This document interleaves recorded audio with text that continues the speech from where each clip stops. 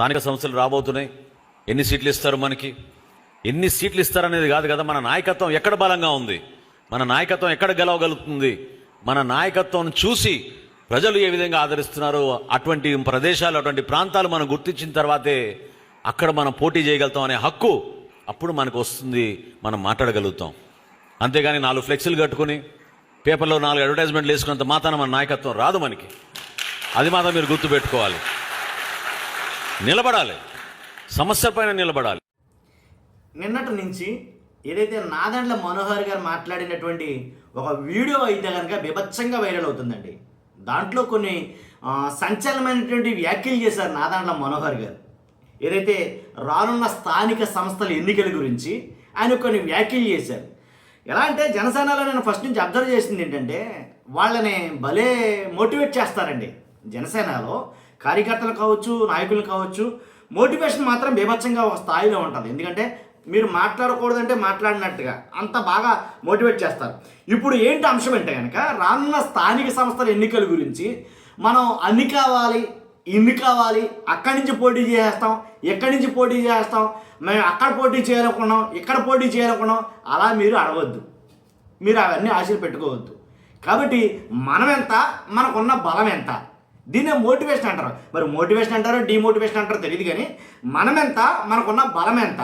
ఏదో మీరు 4 ఫ్లెక్సీలు కట్టారు కదా అని, ఏదో 2-3 సార్లు బైక్ ర్యాలీలు చేశారు కదా అని, ఏంటి ఏదో పేపర్ యాడ్ ఇచ్చారని ఇలాగా ప్రతి ఒక్కరికి ఇచ్చుకుంటా పోతే అది పదవి కావాలని ఆశించడం కరెక్ట్ కదా. అది మీరు మాత్రం పనులన్నీ చెయ్యాలి, మీకు మాత్రం పదవులు వస్తాయని అనుకోవడం పొరపాటు అన్నట్టుగా కొన్ని వ్యాఖ్యలు చేశారు. ఆ వ్యాఖ్యలు పెద్ద దుమారాన్ని రేవలెత్తాయి. నాదెండ్ల మనోహర్ గారికి చాలా ఫోన్ కాల్స్ వచ్చినాయంట. మళ్ళా దాని మీద మళ్ళీ ఆయన వివరణ ఇచ్చారనుకోండి. ఆయన ఏం మాట్లాడారు ఏంటో విందాం. విని ముందు ఒకసారి అంటే రాష్ట్ర ప్రజలందరికీ వాస్తవాలు తెలియాలా. ఏమని, మరలా జన సైనికులు మోసపోతున్నారా, జనసేనలో నాయకులు కార్యకర్తలు మరలా మోసపోతారా, మోసపోయే వంతు వస్తుందా? గతంలో చేశాను నేను ఎమ్మెల్యే ఎలక్షన్ టైంలో, అదే ఎమ్మెల్యే సీట్ల టైంలో మనం ఒక వీడియో చేసాం, మరలా మోసపోవాలా మేమని.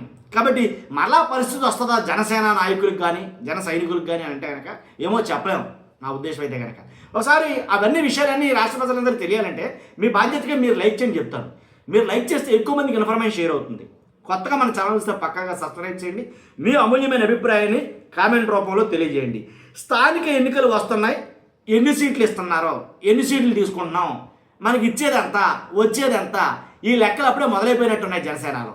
ఆల్రెడీ ఒకటి అడిగితే కనుక ఎలా అంటే చంద్రబాబు నాయుడు గారికి, పవన్ కళ్యాణ్ గారికి కొంచెం ఏదో మధ్య విభేదాలు కూడా ఉన్నట్టున్నాయి. అంటే మైకుల ముందు అయితే కనుక ఎవరో బయటపట్టాల, ఒకళ్ళ మించి ఒకళ్ళు పొగుడుకున్నారు, అది వేరే విషయం. కాబట్టి నాదెండ్ల మనోహర్ గారు మాట్లాడేటువంటి మాటలు బట్టి చాలామంది జనసేనలో ఒక రకమైనటువంటి చర్చ అయితే లేచింది. వాళ్ళ గ్రూపుల్లో వాళ్ళే దీని గురించి చాలా డిస్కషన్ పెట్టుకున్నారంట. దాని గురించే మరలా మార్నింగ్ నాదెండ్ల మనోహర్ గారు వివరణ ఇచ్చారు. వివరణ ఇవ్వాల్సినంత పరిస్థితి ఎందుకు వచ్చిందో మీకు అర్థమవుద్ది. ఇప్పుడు స్థానిక సంస్థలు ఎన్నికలు వస్తున్నాయి, ఒక క్లారిటీ లేదు విషయం పమ్మేలకి. ఏంటంటే మీరు మాకు అక్కడ అన్నీ ఇన్ని ఇచ్చేస్తారని అనుకుంటారేమో, అనుకోవద్దు, పొరపాటు పడద్దు అని నాదెండ్ల మనోహర్ గారే కొన్ని వ్యాఖ్యలు చేశారు. ఆ వ్యాఖ్యలు ఏంటనేది నేను చెప్తాను ఖచ్చితంగా. అది ఒకసారి మనం విందాం, వింటే మీకు అర్థమైపోద్ది ఏం మాట్లాడారు అనేది. వాళ్ళు సంపాదించిన 4 రూపాయల్లో పాపం ఫ్లెక్స్ కట్టుకుంటారు, 10 మంది కలిసి బైక్ ర్యాలీలు చేస్తారు, అభిమానంగా దండలు వేస్తారు. ఇవన్నీ కూడా వ్యక్తిగతంగా మనం ఒకరు నచ్చితే, మన పార్టీ కార్యక్రమాలు నచ్చితే మనం అందులో పాలు పంచుకోవాలనే ఉద్దేశంతో మనం కార్యక్రమాలు చేస్తాం తప్ప ఇక్కడ ఒక పదవి కోసమో లేదా ఒక వర్గం కోసమో రేపటి రోజున ఇక్కడ నాకే పట్టు వస్తుంది, నా వల్లనే ఇక్కడ పార్టీ నిలబడిందనే భావన రాకూడదని నేను ఈ సందర్భంగా గుర్తు చేస్తున్నాను. ఇక్కడ ఒక పదవి కోసమో లేదా ఒక వర్గం కోసమో రేపటి రోజున ఇక్కడ నాకే పట్టు వస్తుంది, నా వల్లనే ఇక్కడ.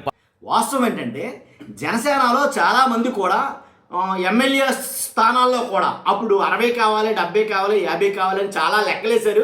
అవన్నీ జరగదు, మేము ఎన్ని అయితే ఇస్తాం అన్నీ తీసుకోవాలి అని వాళ్ళు అంటాం. తర్వాత మనకంత బలం లేదు, మనకంత సమర్థత లేదు, మనం అంత సమర్థులు కాదని పవన్ కళ్యాణ్ గారే మాట్లాడడం. మరి ఇప్పుడు స్థానిక సంస్థల ఎన్నికలు వచ్చినాయి కదా, మరి ఇప్పుడు మాట ఏంటి అని కొంతమంది మాట్లాడటంతో ఆ వెంటనే నాదెండ్ల మనోహర్ గారు దీని మీద కొన్ని వ్యాఖ్యలు చేయడం, ఇవన్నీ చూస్తా వింటే ఏంటి ఇలా లెగిసి బొస్స కొడుతున్న పాము ఏదైతే ఉంటుందో నిజంగానో ఇళ్ళెల్లా బొస్స కొడుతున్న పాముని వెంటనే బోరొచ్చిని ఊదుతూ ఉంటాడు నాదస్వరం అనాదాన్ని.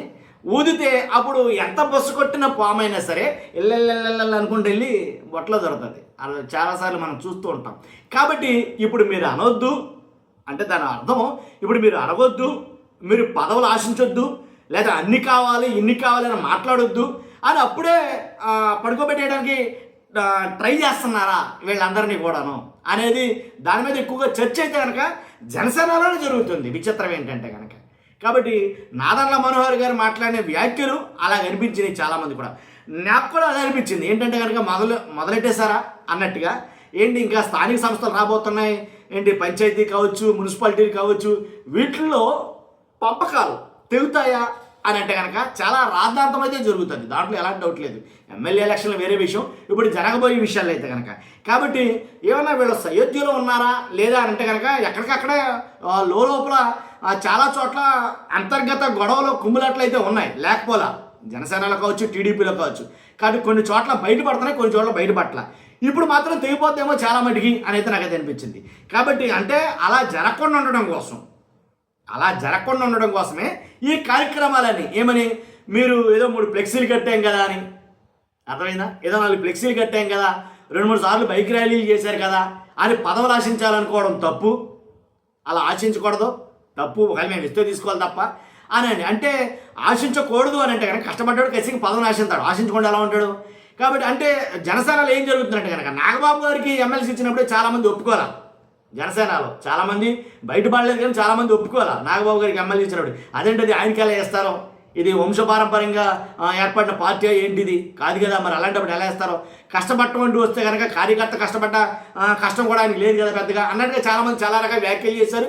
అలాగా అంటే జనసేనలో ఇంకోటి ఉందండి, అంటే స్ట్రైట్ ఫార్వర్డ్గా చెప్పాలంటే కనుక గొంతెత్తి మాట్లాడితే బయటికి గెంటేస్తారు, అంటే వెళ్ళిపోమంటారు. ఇక ఎందుకంటే మాట్లాడటం లేదు, ఏకఛత్రాధిపత్యం కింద ఆయనే మాట్లాడాలి. ఏంటి మీరు ఎవరో మాట్లాడకూడదు, సైలెంట్గా ఉండాలి. ఎవరో ప్రశ్నించినా వాళ్ళు జనసేన నుంచి బయటికి వెళ్ళిపోవాలి అనే ఒక విధానం ఏదైతే ఉందో. కాబట్టి మాట్లాడినట్లేదు, ఎవరో వాళ్ళ ఒపీనియన్స్ని చెప్పనివ్వట్లేదని జనసేన నుంచి బయటకు వచ్చేసిన వాళ్ళు ప్రతి ఒక్కళ్ళు చెప్తున్న బాధ ఇది, వాళ్ళ ఘోష ఇది. కాబట్టి ఈ స్థానిక సంస్థల ఎన్నికల గురించి ఆయన మాట్లాడిన మాటలు అంత వైరల్ అయినాయి. కాబట్టి దాని గురించే మీ అభిప్రాయం ఏంటో కామెంట్ రూపంలో తెలియజేయండి. ఫస్ట్ అయితే లైక్ చేయండి. Thank you very much.